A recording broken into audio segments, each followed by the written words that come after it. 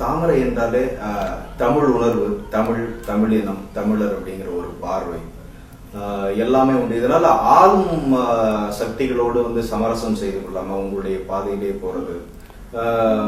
தோழர் தியாகு ஒரு வாழ்க்கை துணையா எடுத்துக்கிட்டு ஒரு போராடி வாழ்க்கை துணையா நடத்தி செல்ற உங்களுடைய இல்லற வாழ்க்கை ஊடகங்களை கூட தொடர்ந்து தவிர்த்து வந்திருக்கீங்களோ அப்படின்னு சொல்லுது. இந்த மாதிரியான ஒரு வாழ்க்கை முறையால உங்களுடைய இழப்புகள் உங்களுக்கு அப்படிங்கிறது அதிகம் தானா? ஓகே, இந்த கேள்விக்கு பதில் சொல்லணும்னா நான் வாழ்க்கையை எப்படி பார்க்குறேன் அப்படிங்கிறதுக்கான ஒரு சின்ன வரையறையை நான் கொடுக்க வேண்டியிருக்கும். என்ன அப்படின்னா, ஒரு திரைப்பட பாடலாசிரியர் அப்படிங்கிறவங்க ஒரு திரைப்பட பாடல் எழுதுகிறவர்கள் மட்டும்தானா? அந்த கேள்வி வந்தாலே எனக்கு இன்னொரு கேள்வி இருக்குது. ஒரு படைப்பாளி என்பவன் அந்த படைப்பை செய்பவன் மட்டும்தானா? அவனுக்கு சமூக நோக்கம் எதுவுமே இருக்கக்கூடாதாங்கிறது இல்லை, இருக்காதா அப்படிங்கிற கேள்வி எனக்கு என்றைக்குமே இருக்குது. நான் இந்த சமூகத்தில் இருந்தால் வரேன். இந்த சமூகத்தின் நன்மை தீமைகள் எனக்குமான நன்மை தீமைகள், இந்த சமூகம் தான் என்ன உருவாக்கி என்னை இங்கே கொண்டு வந்து வச்சிருக்கு. திரைப்பட பாடல் எழுதுறதுங்கிறது ஒரு தொழில், உண்மை ஒத்துக்கிறேன். ஆனால் அந்த திரைப்படம்ங்கிறது எவ்வளோ பெரிய தாக்கத்தை மனிதன் மேலே ஏற்படுத்துது. அப்போது என்னுடைய சமூக சிந்தனை என்னுடையே தான் தொடர்ந்து வருது. நான் இந்த தொழிலுக்குள்ளே வந்துட்டேங்கிறதுனால என்னுடைய சமூக சிந்தனையை கழட்டி நான் வெளியில் வைக்க முடியாது. இன்னும் சொல்லப்போனால் என்னை இந்த இடத்திற்கு உந்தி தள்ளியதே இந்த மாதிரி ஒரு சமூக உணர்வு தான். ஏதாவது செய்யணும் சமூகத்திற்கு. நான் ஒரு தொழிற்சாலையில் உட்காந்துட்டு காலையில் போயிட்டு இரவு வரைக்கும் அந்த தொழிற்சாலைக்காக வேலை செஞ்சுட்டு ஒரு மாத சம்பளம் வாங்கிக்கிட்டு என்னுடைய வாழ்க்கையை வளப்படுத்திக்கிட்டு இப்படியே தான் போகுது. அந்த வாழ்க்கையில் நான் வளமாக இருக்கலாம். ஆனால் என்னுடைய சிந்தனைகள் அப்படிங்கிறது ஒரு தொழிற்சாலைக்குள்ளே அடங்கி போயிடுது. இந்த தொழிற்சாலை என்ன சொல்லுதோ அந்த சட்டத்திட்டங்களோடு என்னுடைய சிந்தனைங்கிறது அடங்கி போயிடுது. எனக்கு சமூகத்தின் மேலே பெரிய விமர்சனம் இருக்குது. என்ன ஜாதிங்கிறான், மதங்கிறான், எத்தனை மூட நம்பிக்கைகள், எத்தனை பெண்களை அடக்கி ஆள்றாங்க. இந்த கேள்விகளெல்லாம் நான் எங்கே போய் வைப்பேன்? வீடு விட்டால் தொழிற்சாலைனா என்னுடைய எங்கே இடத்துல போய் சொல்லுவேன்? அப்போ எனக்கு ஒரு பெரிய வெளி தேவைப்பட்டது.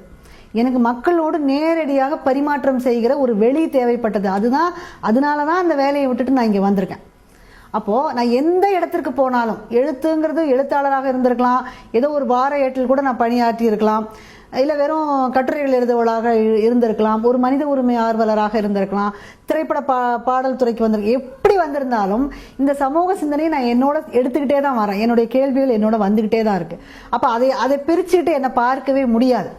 அப்போ இங்கே இருக்கும்போது இந்த சூழ்நிலையை நான் ஏற்கனவே சொன்ன மாதிரி ஆங்கிலம் கூடாது, ஆபாசம் கூடாதுங்கிறதால இந்த சமூக உணர்வுனுடைய நீட்சி தான் அதெல்லாம் இருந்ததுங்கிறதுனால தான் இதெல்லாமே என்கிட்ட வந்திருக்கு. அது அல்லாமல் வெறும் நான் என்னை வளப்படுத்திக்கணும், பொருளாதார ரீதியாக நான் பெரிய அளவில் வரணும், மிக புகழடைந்தவளாக இருக்கணும், இந்த இடத்துல ஒரு உயர்ந்த இடத்திற்கு வரணும், ஒரு தேசிய விருது வாங்கணும் அப்படிங்கிற மாதிரி எல்லாம் வச்சுக்கிட்டு வந்திருந்தேன்னா நீங்கள் சொல்கிறதெல்லாம் எனக்கு இழப்பாக இருந்திருக்கும். நான் அந்த மாதிரியான ஒரு நோக்கத்தோடு நான் வரவே இல்லை. நான் வந்ததே சமூக நோக்கத்தோடு வந்த ஆள்.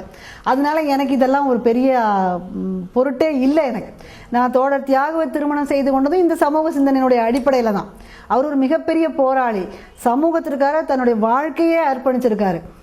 ஒரு மிக முக்கியமான தன்னுடைய வாழ்க்கையின் ஒரு 16 ஆண்டு காலகட்டத்தை அவர் சிறையில் கழிச்சிருக்காரு. அந்த சிறையில் கழித்த அந்த காலங்களில் கூட மிக முக்கியமான பணிகளை ஆற்றியிருக்கிறார். இன்றைக்கு சிறை சீர்திருத்தங்களுக்கெல்லாம் அவர் தான் முன்னோடி. மூலதனம் மாதிரியான இதை மொழிபெயர்த்திருக்கிறாரு. மிகப்பெரிய அறிவுஜீவி, இந்த சமூகத்திற்கு ஒரு முக்கியமான ஒரு பங்காற்றக்கூடிய ஒரு அறிவுஜீவி. அப்போ அவரை தேடி போய் நான் அவரை தான் கணவராக அடையணும் அப்படின்னு நினச்சி போகிறேன் அப்படின்னாலே என்னுடைய சிந்தனை அந்த அளவில் இருக்குது, என்னுடைய தேவை அது. அப்படிங்கிறதுனால இதை நான் இழப்பாகவே கருதலை. மற்றபடி இந்த அரசியல் போராட்டங்கள் அதெல்லாம் ஒவ்வொரு படைப்பாளிக்குள்ளேருந்தும் வரணும். நான் ஏற்கனவே சொன்ன மாதிரி ஒரு படைப்புக்கும் தன்னுடைய சிந்தனைக்கும் அதிக இடைவெளி இல்லாமல் பார்த்து கொள்ள வேண்டும். இதை வேறு விதமாக சொல்லுவேன்.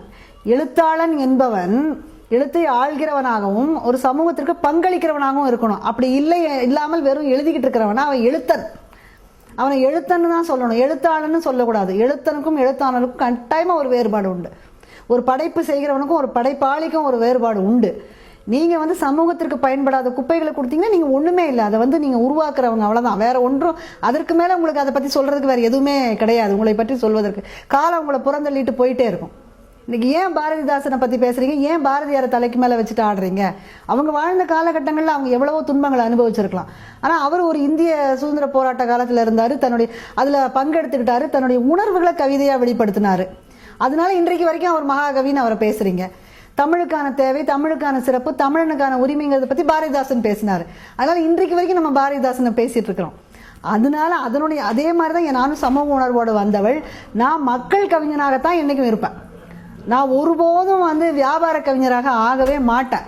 அது மாதிரி இருக்கிறவங்க நிறைய பேர் இருக்காங்க, அது போதும். அவங்களுக்கு என்ன தேவையோ அது வேற விஷயம். ஆனா மக்கள் அது ஒரு வெற்றிடம் இருக்கு.